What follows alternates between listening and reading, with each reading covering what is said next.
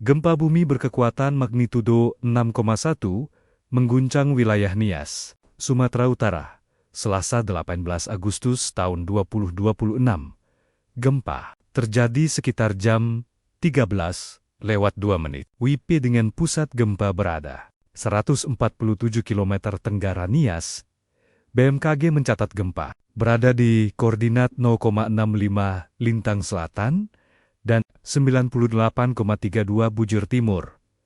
BMKG memastikan gempa tersebut tidak berpotensi menimbulkan tsunami. BMKG menyebut informasi awal mengutamakan kecepatan sehingga data masih dapat berubah seiring proses pemutahiran.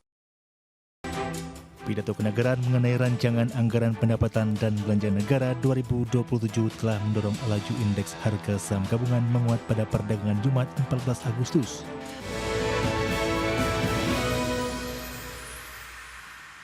Ya, kalangan analis pasar modal mewanti-wanti resiko yang perlu diwaspadai investor terhadap sasaran indikator makro dalam rancangan APBN 2027. Analis menyatakan target pertumbuhan ekonomi sebesar 6% cenderung ambisius. Meski demikian, target tersebut diyakini mampu menjadi sentimen positif bagi pasar saham dalam jangka pendek. Pidato kenegaraan mengenai rancangan anggaran pendapatan dan belanja negara 2027 telah mendorong laju indeks harga saham gabungan menguat pada perdagangan Jumat 14 Agustus.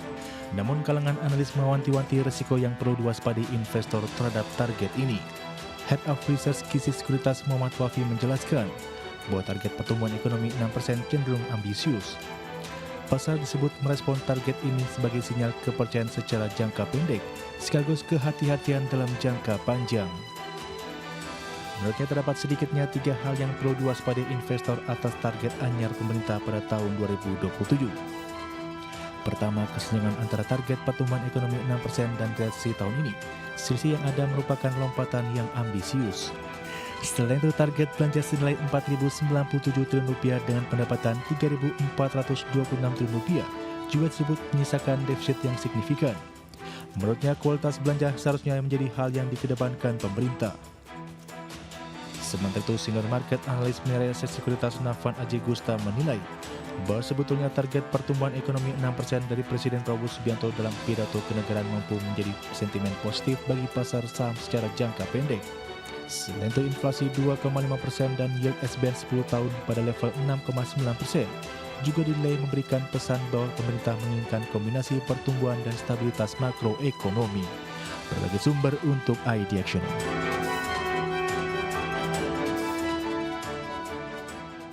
Harga minyak melonjak lebih dari $2 per barel di awal pekan dipicu kekhawatiran terhadap pasokan global setelah pesimisme investor terhadap upaya diplomatik mengakhiri perang Iran semakin meningkat. Presiden Amerika Serikat Donald Trump mendesak Iran menyerah dan mengancam akan menyerang Oman jika negara tersebut menghalangi upaya Amerika. Minyak mentah berjangka Brent ditutup melonjak 2,65% menjadi $90,87 per barrel, sedangkan minyak mentah berjangka West Texas Intermediate menguat di 2,55% menjadi $84,5 per barrelnya. Donald Trump mengatakan Amerika tidak sedang mencari perpanjangan nota kesepahaman dengan Iran. Ia juga menyebut Iran tidak akan membuat kesepakatan seperti yang dianggapnya diperlukan. Sementara itu, seorang pejabat senior Iran mengatakan kepada Reuters bahwa Teheran akan meningkatkan ketegangan di Selat Hormuz dan wilayah sekitarnya, serta melancarkan serangan apabila Amerika Serikat gagal sepenuhnya menerapkan kesepakatan damai sementara dalam beberapa pekan mendatang. Terima kasih Anda masih bergabung bersama kami. Pemirsa, PT Gudang Garam Tbk resmi memberikan suntikan dana modal senilai Rp200 miliar kepada anak usahanya PT Surya Doho Investama. Ya, tambahan modal emiten berkode GGRM ini dialokasikan penuh guna mendukung kelancaran kegiatan operasional Bandara Doho di Kediri, Jawa Timur. PT Gudang Garam Tbk resmi memperkuat struktur pemurnian anak usahanya PT Surya Doho Investama atau SDHI, di mana Direktur Gudang Garam Istata T. Sidarta menyampaikan bahwa perseroan mengucurkan dana sebesar Rp200 miliar. Suntikan modal tersebut dilakukan lewat skema private placement melalui penerbitan 200.000 saham baru SDHI dengan nilai nominal Rp1 juta per lembar saham. Aksi korporasi ini bertujuan langsung untuk menopang kebutuhan operasional Bandar Udara Doho di Kediri yang dibangun oleh perseroan melalui SDHI. Dengan adanya setoran modal baru tersebut, total modal ditempatkan dan setoran SDHI kini meningkat menjadi Rp14,5 triliun. Penambahan modal ini diserahkan berdasarkan keputusan sirkuler per 14 Agustus 2026 yang dituangkan dalam akta pernyataan keputusan RUPS luar biasa perseroan. Sebagai informasi, Bandara Doho Kediri berkode IATA DHX merupakan bandara pertama di Indonesia yang seluruhnya pembangunannya didanai pihak swasta. Meskipun dimiliki dan dibangun oleh Gudang Garam Group, pengelolaan operasional bandara diserahkan kepada PT Angkasa Pura Indonesia. Pembangunan infrastruktur ini dimulai sejak peletakan batu pertama tahun 2020 hingga resmi beroperasi penuh sejak Oktober 2024. Berbagai sumber untuk ID Action.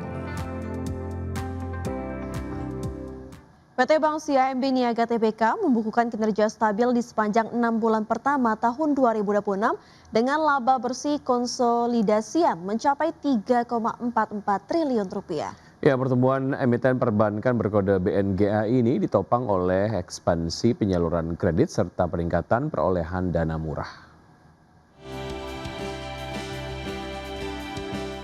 PT Bank CIMB Niaga Tbk membukukan kinerja keuangan yang stabil sepanjang semester pertama 2026. Emiten BNGA ini meraih laba bersih konsolidasian sebesar Rp3,44 triliun. Presiden Direktur dan CEO CIMB Niaga Lani Darmawan menjelaskan bahwa total penyaluran kredit dan pembiayaan tumbuh 6,6% secara tahunan menjadi Rp247,2 triliun, sedangkan dana murah atau kasa meningkat 6,9% menjadi Rp193,1 triliun. Secara operasional, pendapatan operasional dan laba operasional sebelum pencadangan masing-masing tumbuh 6,8% dan 6,5%. Peningkatan kontribusi pendapatan non-bunga turut membantu mengimbangi penurunan pendapatan bunga bersih perseroan. Di sisi lain, kualitas aset tetap terjaga solid dengan perbaikan rasio NPL gross menjadi 1,83%, didukung penguatan permodalan dengan CAR sebesar 23,5% dan LDR pada level 90,4%. Hingga akhir Juni 2026, total aset konsolidasian CIMB Niaga tumbuh 6,7% menjadi Rp382,0 triliun yang memperkuat posisinya sebagai bank swasta nasional terbesar kedua di Indonesia. Total dana pihak ketiga tercatat naik menjadi Rp269,3 triliun dengan porsi rasio kasa menembus 71,7%. Sementara pada segmen syariah, unit usaha syariah CIMB Niaga Syariah berhasil mempertahankan posisinya sebagai UUS terbesar di Indonesia dengan pembiayaan mencapai Rp54,0 triliun. Berbagai sumber untuk ID Action. PT Nusantara Sejahtera Raya Tbk merealisasikan seluruh dana bersih hasil penawaran umum perdana saham atau IPO sebesar Rp2,17 triliun. Ya, penyerapan dana emiten bioskop ini dialokasikan penuh untuk ekspansi bisnis, pelunasan utang, serta modal kerja perseroan. Pengelola jaringan bioskop Cinema XX1 PT Nusantara Sejahtera Raya Tbk resmi menyelesaikan realisasi penggunaan seluruh dana bersih hasil penawaran umum perdana saham. Berdasarkan laporan resmi perseroan, aksi korporasi IPO yang digelar sejak 2 Agustus 2023 dengan harga pelaksanaan Rp270 per saham telah berhasil meraup dana bruto Rp2,25 triliun. Setelah dikurangi biaya emisi, perseroan mengantongi dana bersih sebesar Rp2,17 triliun untuk mendukung pertumbuhan bisnis berkelanjutan. Dalam realisasinya, CNMA menyalurkan dana sebesar Rp1,35 triliun atau sekitar 65% dari dana IPO untuk pembangunan teater baru, serta penambahan layar bioskop di berbagai wilayah. Langkah ekspansi ini melengkapi alokasi belanja modal perseroan dalam plus jangkauan jaringan bioskop tanah air.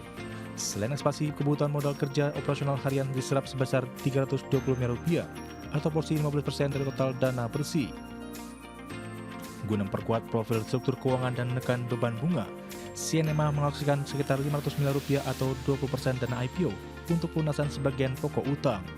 Dana pelunasan kewajiban tersebut disetorkan kepada PT Bank Rakyat Indonesia Persero Tbk atau BBRI. Dengan terserapnya seluruh alokasi dana tersebut, manajemen mengonfirmasi bahwa penggunaan dana IPO telah terrealisasi 100% sesuai dengan rencana pendanaan perseroan. Berbagai sumber untuk ID Action.